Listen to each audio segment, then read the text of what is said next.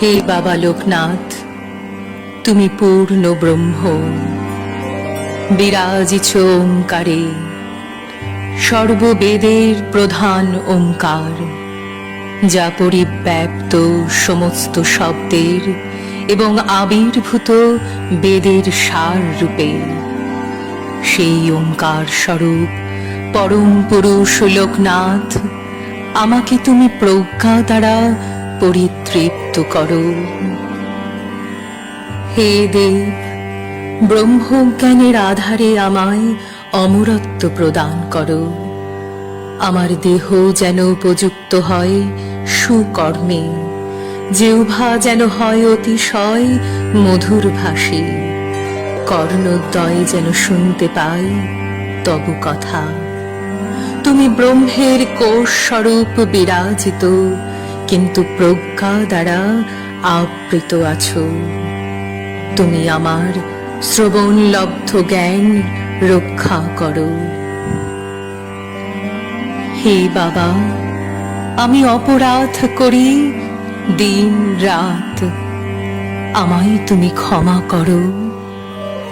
আমি জানি না আবাহন, জানি না বিসর্জন, আমার পূজায় নেই মন, আমায় তুমি ক্ষমা করো। মন্ত্রহীন আমি, ক্রিয়াহীন আমি, পূজায় নেই ভক্তি, আমি যে তোমার ক্ষমার প্রত্যাশী। আমি বিশ্বাস করি সহস্র অপরাধ করেও যে করে তোমায় স্মরণ, তার পূর্ণ গতি প্রাপ্তিতে থাকে না কোনো বাধা। আমি অপরাধী, তোমায় করি স্মরণ, তোমার দয়ার পাত্র আমি।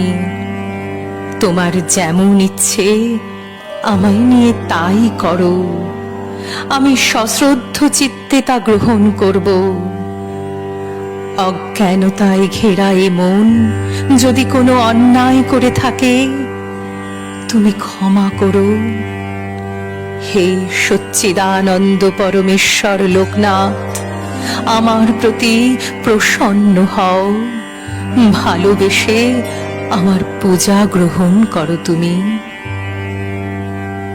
তুমি আমার কাছে রয়েছ সঙ্গোপনে, সেই গোপনের আস্তরণে থেকেও তুমি আমার রক্ষাকর্তা। আমার প্রণাম গ্রহণ করো, আমার প্রণাম গ্রহণ করো, আমার প্রণাম গ্রহণ করো।